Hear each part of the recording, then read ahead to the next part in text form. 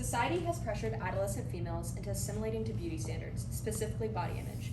The media in particular continues to push unhealthy standards and misinformation about health in regards to weight loss.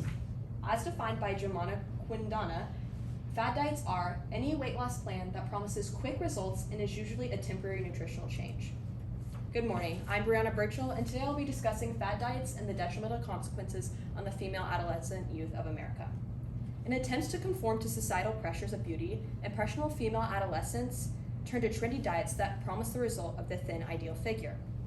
This poses the question of, since the early 2000s, to what extent has the societal construct of fad diets negatively impacted female adolescents in the United States? It is from my research that I found that since the early 2000s, the societal construct of fad diets have resulted in a negative impact on female adolescents in the United States through cultivating desire to conform to peers, increasing the occurrence of eating disorders, and causing higher harm to their physical health. Due to the primary focus of fad diets being quick and easy weight loss, adolescents feel pressured to participate in order to physically fit in with their peers. In the article, Relations Between Body Image and Dieting Behaviors, it states that 75% of female adolescents reported preoccupation with their weight and thus reported dieting. Because of the inherent peer pressure to look a specific way, dieting occurs due to the societal constraint of beauty rather in pursuit of a healthy lifestyle.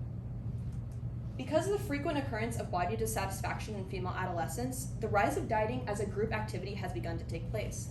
The article Dieting in Adolescence states that girls whose friends value thinness and engage in unhealthy weight loss strategies are also themselves more likely to engage in unhealthy weight control strategies. This type of peer group focus on achieving thinness can be the cause of unhealthy dieting.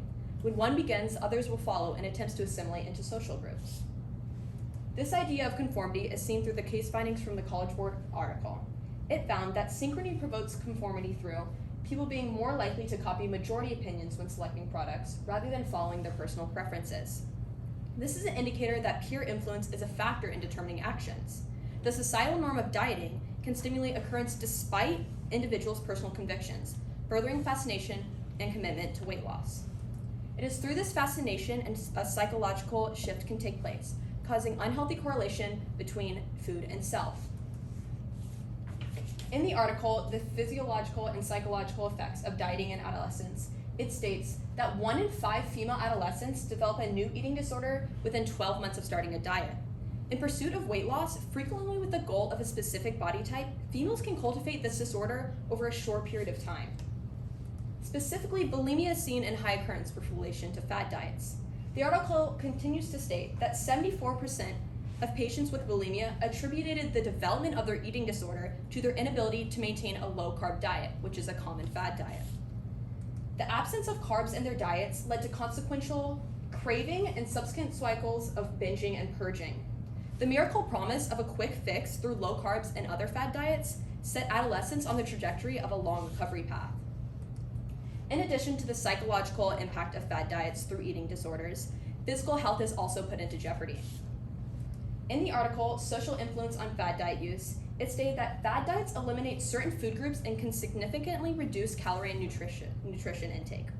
After this elimination occurs, both short-term consequences such as dehydration, depression, and fatigue, and long-term consequences such as heart disease, kidney stones, and others can ensue. Specifically, low-carb, high-protein diets such as the Atkins and South Beach diet can negatively affect brain function. According to the article, Social Influence on Fad Diet Use, there's a 30-gram difference of carbs per day between the low-carb, high-protein diet and the recommended dietary allowance. This can lead to discrepancy in brain function because the average minimum glucose intake is not met. Contrary to this, adolescents are rarely affected by societal peer pressure to take part in fad diets. In the College Board stimulus, it reported that adolescents stuck to their pre-existing attitudes 65% of the time, being less likely to conform to parental and peer contrary attitudes. This implies that adolescents are disinclined to adhere to the trend of diets emphasized through peer and social groups. However, this study also showed that youth become less willing to engage in behaviors that are inconsistent with their identity. Because the life stage of adolescence is characterized with a search for one's identity, then the behaviors in which they engage cannot be fully reflected of their ever-changing personal beliefs. In the midst of self-discovery, peer pressure can be seen as an integral factor in determining diet participation. There are multiple different avenues for fad diet prevention. The first being Body Positivity Alliance, which is a student-led, non-for-profit organization that spreads body positivity at various levels through programming. This activist group reaches female adolescents across America through their blog, social media, and opportunity to start your own chapter or club at your own school. This addresses the root problem of fad diets, dissatisfaction with one's own body, while directly affecting the social circles of teenage girls. However, it does not provide the resources necessary once an adolescent has already started to participate in said fad diet. Another potential solution would be Movement, which is a non-for-profit organization committed to making fitness accessible, fun, and empowering, while shifting the conversation from weight loss and typical beauty standards to that of body positivity and supporting one another. This shift in conversation empowers young women, creating a mindset change, from dieting weight to lose weight quick to creating a sustainable lifestyle for their future.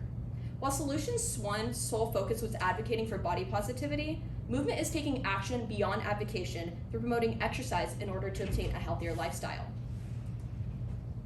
The third and final solution would be anti-diet movements, such as Health at Every Size, which originated from the Association for Size Diversity in Health. On their website, they declare 5 key aspects in which is their focus. This charity encompasses the aims of Body Positivity Alliance in aspect 1, which is weight inclusivity. It also fulfills movement goals through furthering this promotion in aspect 5, which advocates for physical activity for all shapes and sizes. It's the most viable solution, however, because it promotes eating based on hunger, satiety, nutritional needs, and pleasure, rather than any externally regulated eating plan focused on weight control. This deconstructs fad diets mentality and ultimately positively affects adolescents in the long run through creating a healthy lifestyle to pursue long past their youth. This is my works cited,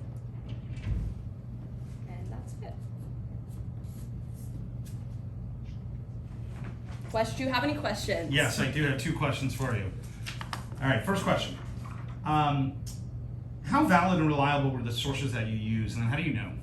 I did a lot of my research through Google Scholar, and I think that filters out a lot of the different non-good sources. I also researched into who my authors were, and a lot of them had background in adolescent health.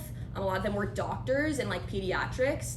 And a lot of them had PhDs, which I looked into the universities too, in which they studied from and where they got their information, just to see if they know how, if they have background and previous experience in this topic. Okay, and if you had more time, what additional research would you conduct on this issue? I think, even though I touched on eating disorders, I think there's so much more to impact in that, because just even the long-term consequences of eating disorders, and I kind of unpacked that a little bit in the bulimia and the cycles, but there's so many more eating disorders that stimulate from just so focused on losing weight quick instead of promoting a healthy lifestyle through these diets. So I'd be interested in that more.